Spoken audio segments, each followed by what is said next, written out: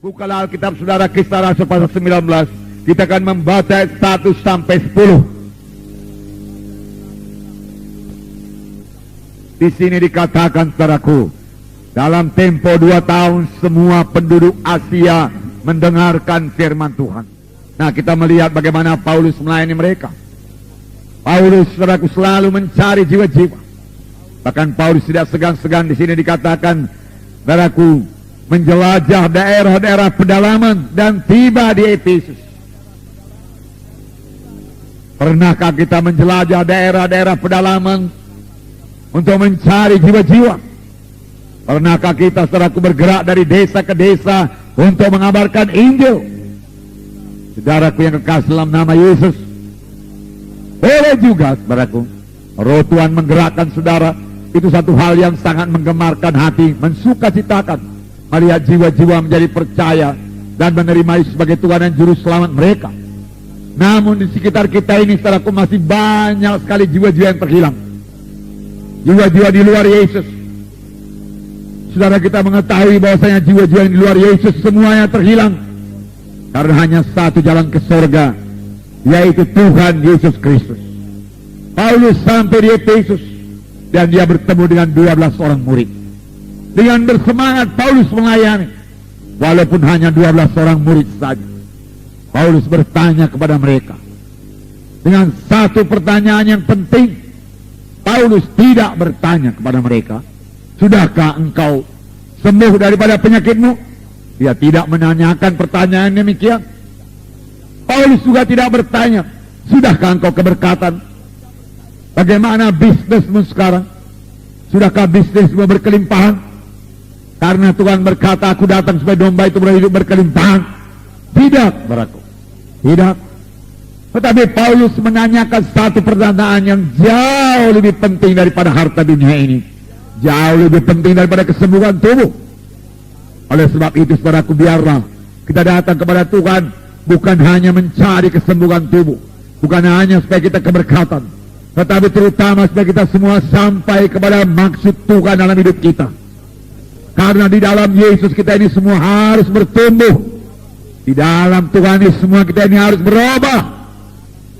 Firman Tuhan tadi berkata, perkara lama lenyap, perkara baru timbul.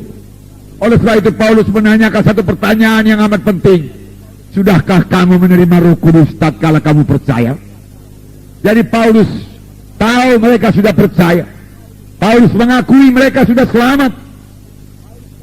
Tetapi Paulus belum tahu dengan pasti apakah mereka sudah dibaptis dengan Roh Kudus atau tidak. Baptisan Roh Kudus sangat penting. Waktu murid-murid mau berangkat menginjil, Tuhan Yesus berkata kepada murid-murid, tunggulah di Yerusalem sampai kamu dilengkapi dengan kuasa dari Maha Tinggi. Karena Yohanes membaptis kamu dengan air, tapi tidak lama lagi kamu akan dibaptis dengan Roh Kudus.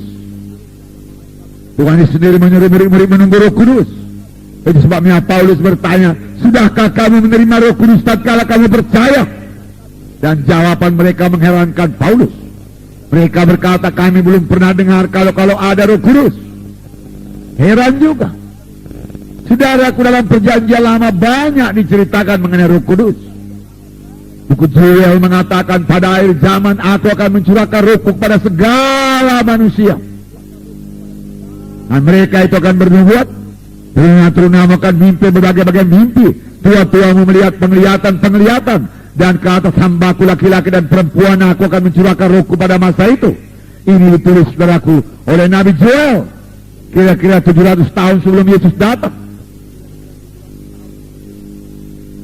Nah, saudaraku yang kasih dalam nama Yesus, bahkan Yohanes Pembaptis sendiri berkata, saudaraku, aku membaptis kamu dengan air, tapi kemudian datang seorang,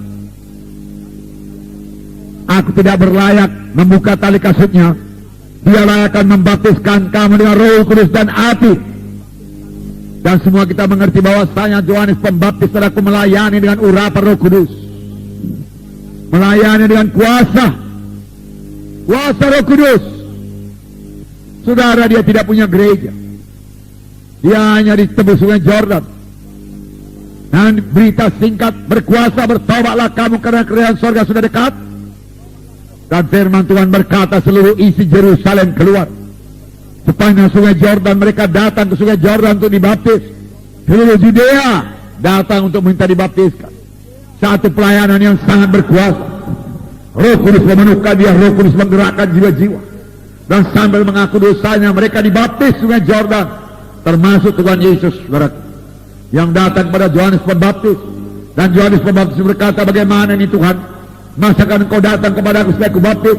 Yohanes berkata, biarlah demikian supaya kita menggenapi semua kehendak Allah. Dan Yohanes Pembaptis patuh dan dia membaptiskan Yesus. Dan Roh Kudus turun kepada Yesus berlembaga sebagai seekor merpati. Allah Bapa bicara, inilah anak yang aku kasih kepadanya yang aku berkenan. Saudara, ini kunci kepada pelayanan yang berkuasa, yang berhasil, yang harus dimiliki gereja pada akhir zaman ini. Saudara mau dipakai Tuhan, saudara mau diurapi Tuhan, intimlah dengan Roh Kudus, penuh dengan Roh Kudus, dengan suara Roh Kudus, bergaul dengan Roh Kudus, mematuhi Roh Kudus, maka pelayanan saudara berkuasa, saudara berbuah lebat di hadapan Tuhan. Haleluya.